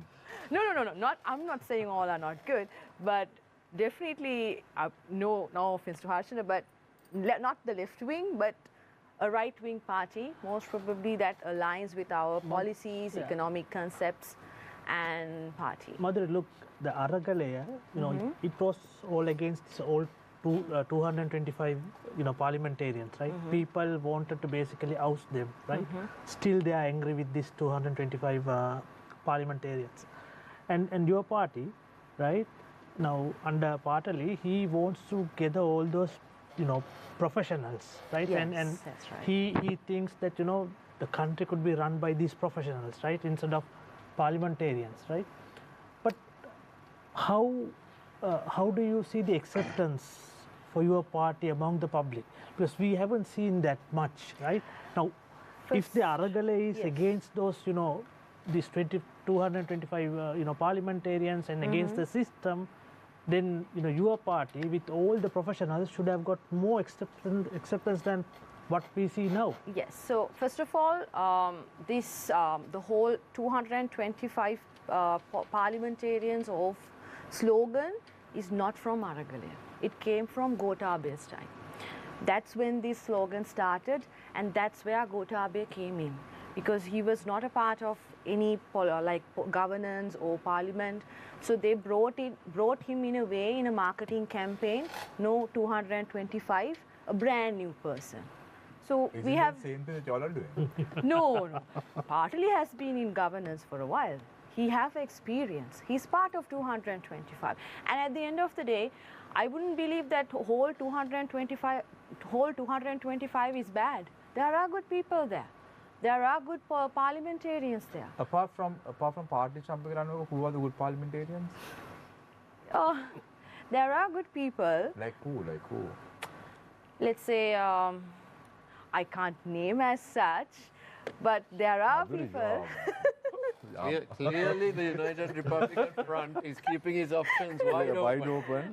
Don't want to name. You all need to decide fast because September is We are pretty open to like what he said. I'm telling that not like I'm very against this like all 225 is wrong. It's not. So I'm asking you, apart from Party Champakiranaka, tell a few parliamentarians who are good.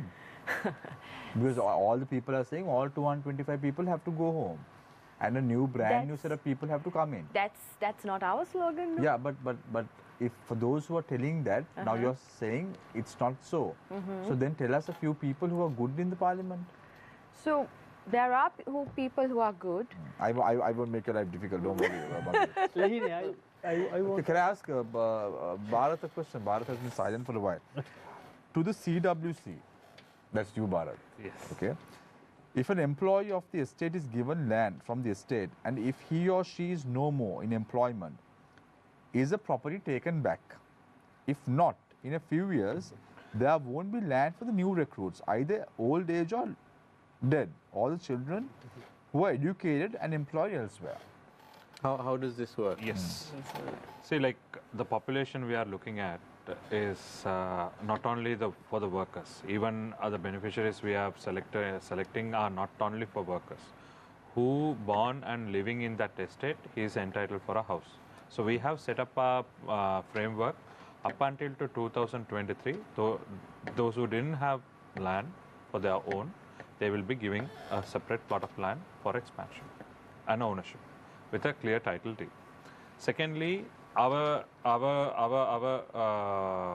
intention is to not to create a regimental method of work. If you live in this living room or if you are living in that estate, you should work.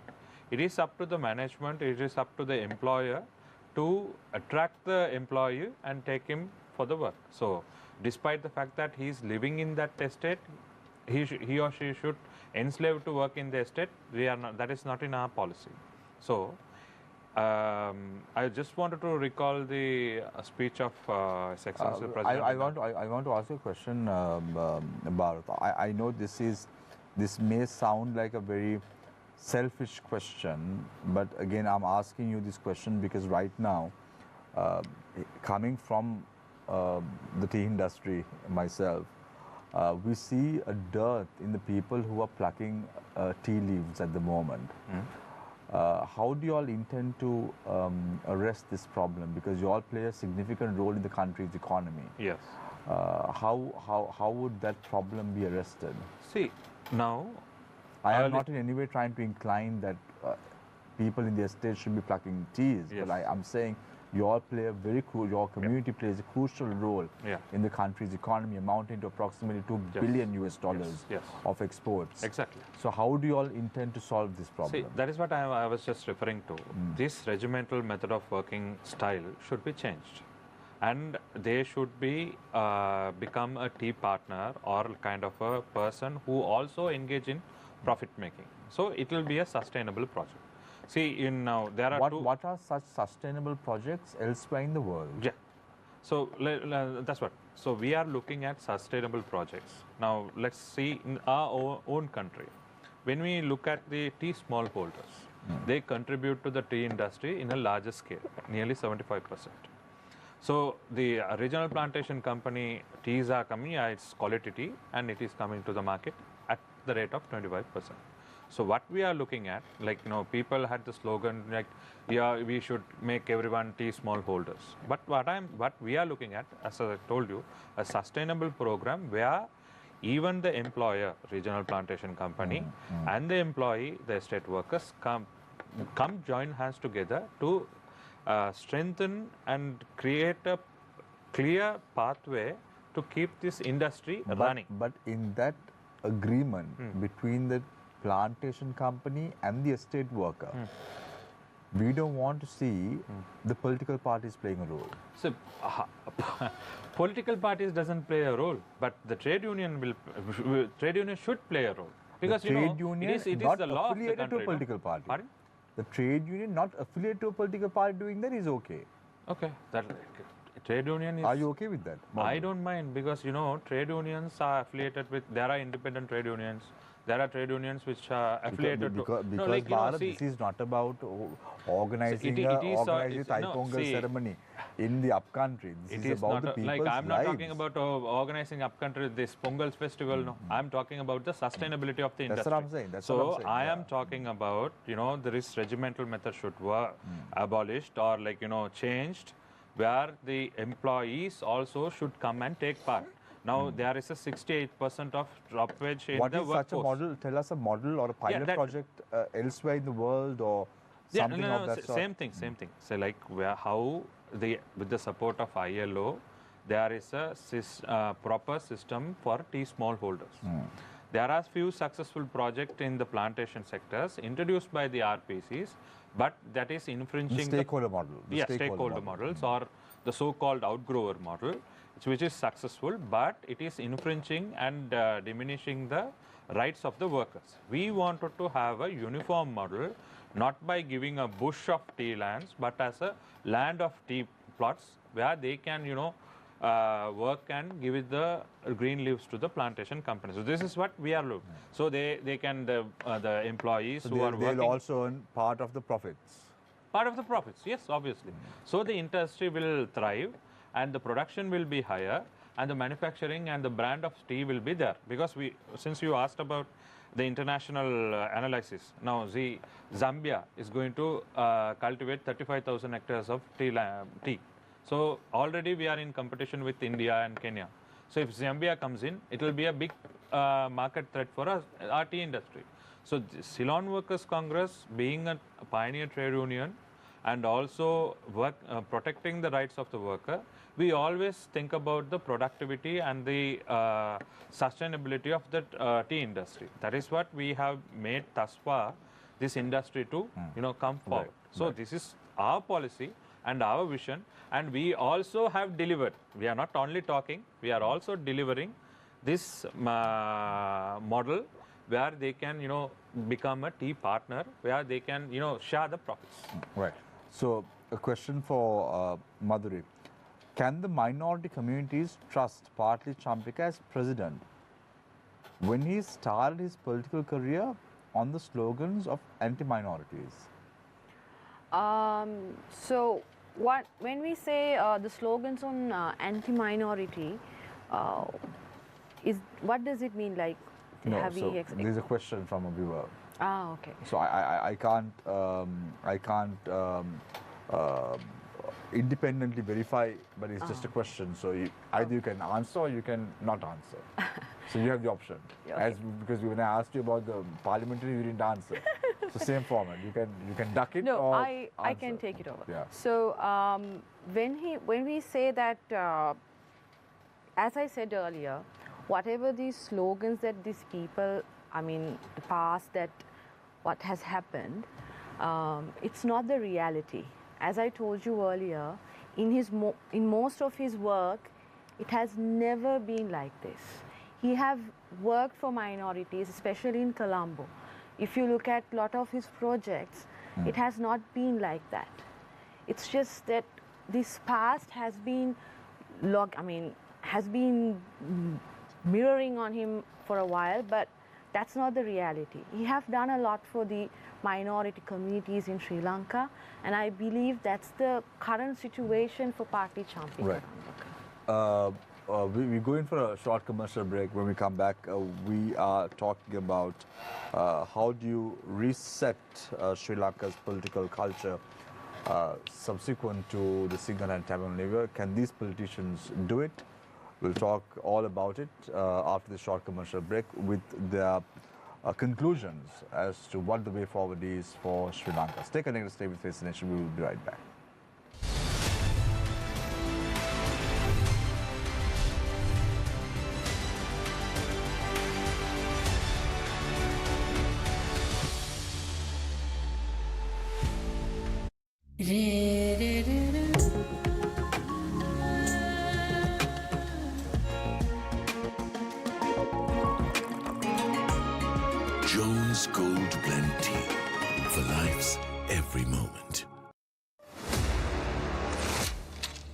Shakti Crown.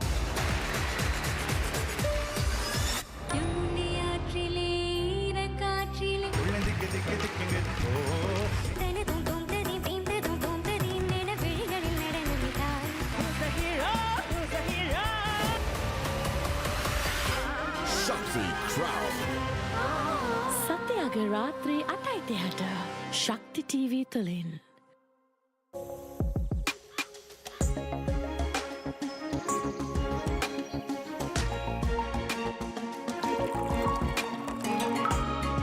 Jones Gold Blend Tea for life's every moment.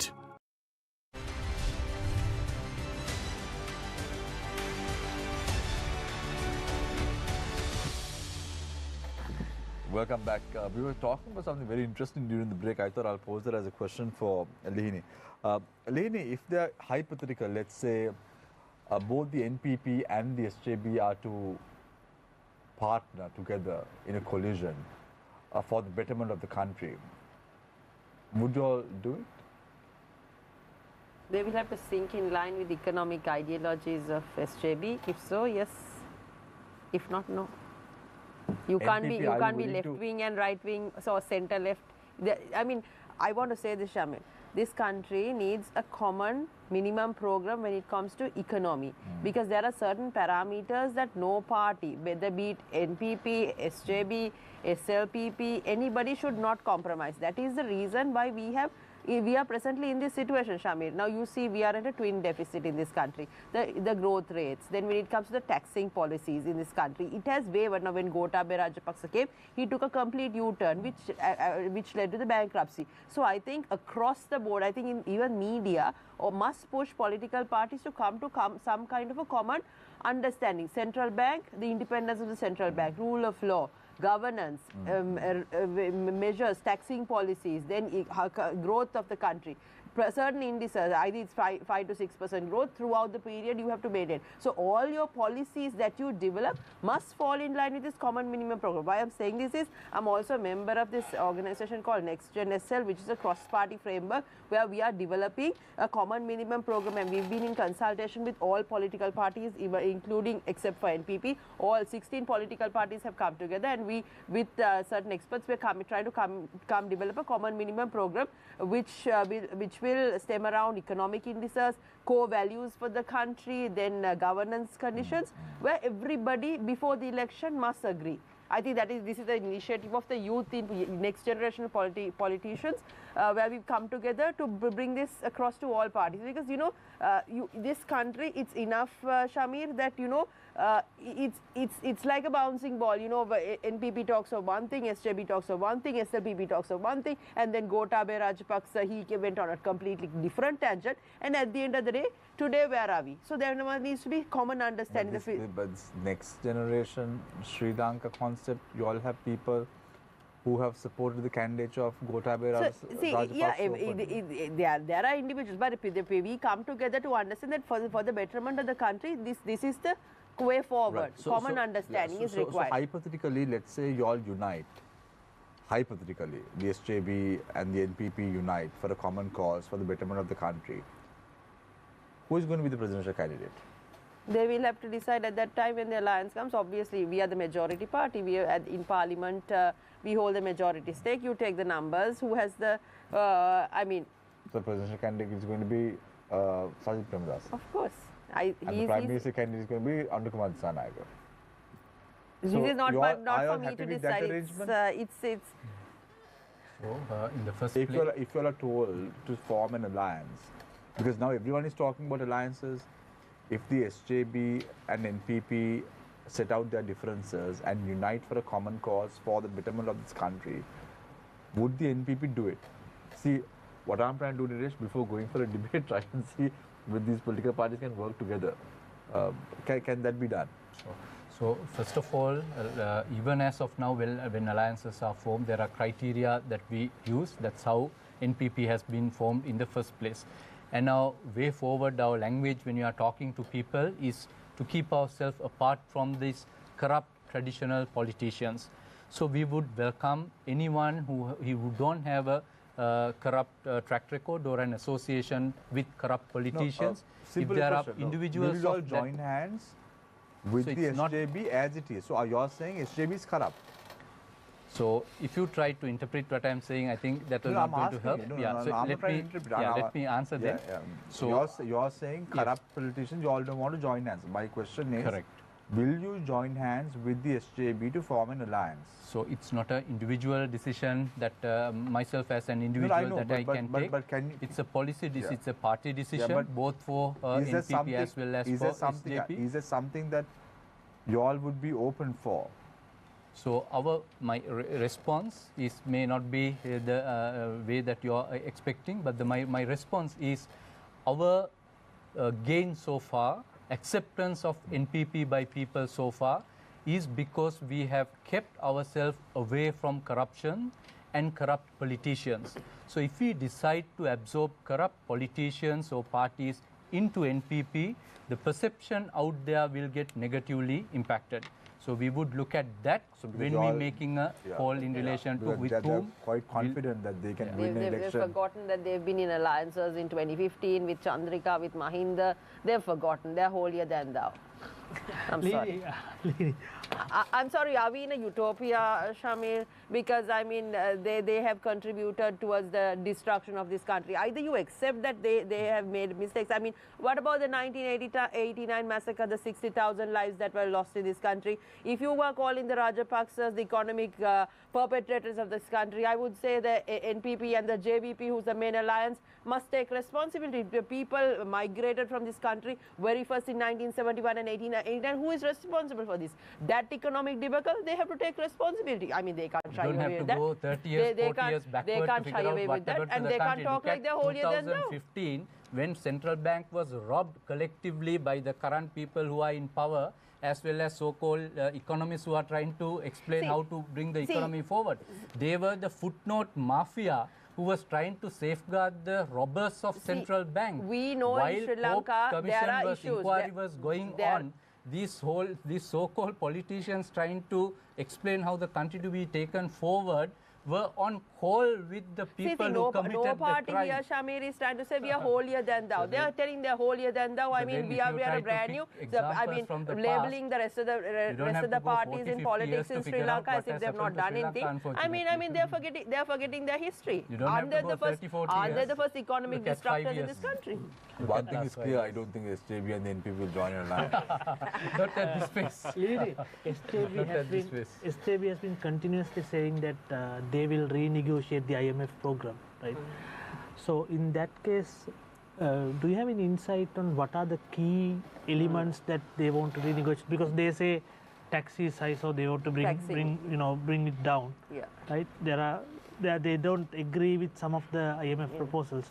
So the thing is here, I can't give you a straight answer for that because there's not been any policy document or anything of that sort that has been put out. But what SJB as a party is quite favorable in terms of the people-friendly party. They are of the opinion that, these taxes that are imposed on the people, it should not be unfair because at the end of the day, you need to look at the social aspect, the living conditions, the well-being of the individual. So, I mean, today we see the revenue here is purely based on taxes because we know it's a short-term gain. But then as a country, we must focus on long-term revenue, how to, come out with alternative revenue streams, which the present president is not talking about. I mean, primarily, he is trying to match the indices, bringing the inflation down. Yes, all of that, indices are right. But then if you look at it from the point of the people, eyes of the people, it is not there. I mean, we are suffering day in day. That is what SJB is talking about. But where is the revenue going to come from then?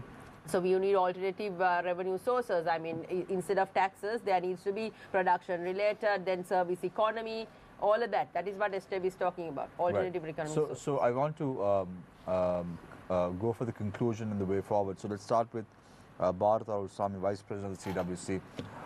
Bharat, what's the way forward for Sri Lanka and what would be the policy of your party moving forward at a presidential or a general election this year?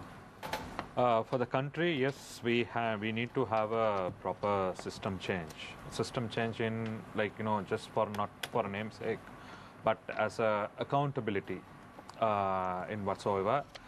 It should be it should become as a supreme law of this country any person who hold office should be accountable.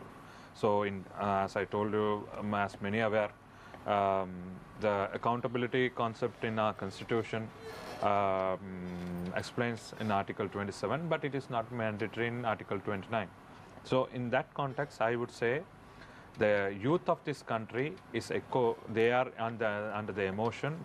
There should be a proper mechanism of the governance, and also in the governance, not only the political sphere, but also those who are interested in the building of the nation should join hands in some form of participation in governance. Secondly, when you ask about our party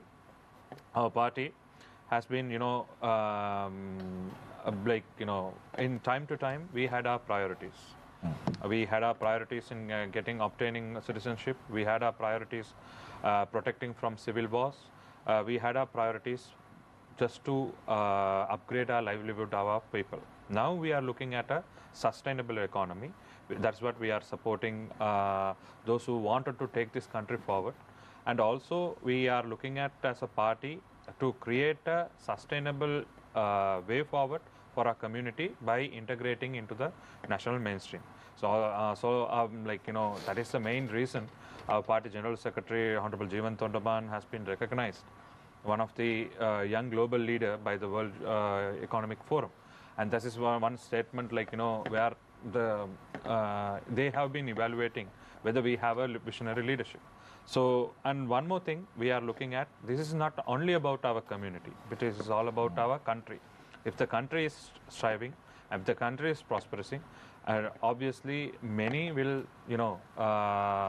participate in the governance and also the development of the economic growth. Right. So that is our policy, and this is our vision to create this community as a part of the strongest economy in this country. And you always support the candidature of President Ranil Wickremesinghe at a future election? That will be decided by our national body of our party. That is not a single individual decision. You are in the national body now? Yeah, we are all in the national body. The National Council will get summoned, and the national body will, National Council will decide who are we going to support when the party, this nomination comes into the floor. Thank you, Bharat. Thank you. Madhuri Ranasinghe from the United Republican Front. So Shamir, I would like to say that when it comes to the future elections, there will be times that we will need a leader for this country. And I believe as I follow, our leader, Mr. Partli Champika Ranawaka, is a problem solver. He has solved many problems in past during his ministerial duties, especially when he was working at CEB, megapolis ministries. A lot of problems were solved, and especially if you look at the previous work done in the Ways and Means Commission, you can see how he have solved many problems that are major issues in this country. Previously you were talking about how we can create wealth and how we can create revenue. Let me tell you one thing that he have revealed from this commission. In this country, in customs, when we are doing imports and exports, there's misinvoicing for over $5 billion annually, which is something that we need to think about. And these are some of the revenues that we are thinking of, and I believe none of the parties have even thought about how we can do this. So that's why we have solved these issues, and we have suggested many ways to solve these kind of issues and bring more revenue to this country. If you look at the previous work he have done, if you remember the sticker issue, it has created a big hahoo, and we have gained a lot of revenue again for the country. And this is why I believe he's a very suitable leader for this country. And I believe that if we can bring an inspiring and problem-solving leader like Mr. Partli Champika Ranawaka, we can have a better Sri Lanka, and I believe... Madhuri, can he contest alone and win an election? We need an alliance. That's the truth. Thank you very much. Madhu Ransinga from the United Republican Front. Harshan Surya Perima, member of the NPP Economic Council. So it's key to focus on implementation. There are more and enough policies in the country. So NPP would be focusing more about implementation of some of the existing good policies and implementing some of the new policies that are coming up, exploring some of the options, reviewing our existing trade agreements, whether it is bilateral or multilateral, getting into new free trade agreements that are beneficial to the country, looking at ways to expand the manufacturing economy, which will contribute to generate more revenue, the taxation income, more employment, and then strengthen our export sector, strengthen our import substitution sector, and address many of the issues that the Sri Lanka is currently facing through digitization, get youth and youngsters, capable individuals, competent individuals connected to the governance structure of the country. So that's where the digitization initiative, a lot of groundwork we have done at the moment in terms of preparations. So this will be taken to the next level. It's about implementation of those initiatives, and I'm sure people would give us the mandate to implement instead of the current government who's acting without a mandate, trying to privatize property belonging to the assets belonging to the people. That's our way forward. Thank you very much, Harshana. Attorney at Law, Lini Fernando. As I started, Shamir, 2024 is an election year, and it is very important that we choose the right leader and the right party to steer the country forward. Because I think Sri Lanka has come to a point that we no longer can make any mistakes. I think we've made significant mistakes in the past, and people in this country must be wise enough to not go behind political rhetorics, but to understand which team and which party has the right team to deliver. It is not just about talking out there, but people who have had the experience, who has steered the country. And I believe SJB has the right team. We are not just, we have been in previous governments. We have the right intentions in taking the country forward, and we have put forward our blueprint, and we will be coming forward with the next blueprint as well, which will which will show the direction of the country. And not just that, also you need a leader who is also empathetic towards the needs of the people, who will understand the people. And I want to say, Mr. Sajid Premdas, through him being in the opposition, he has delivered, and he will deliver in the event we are being given the mandate.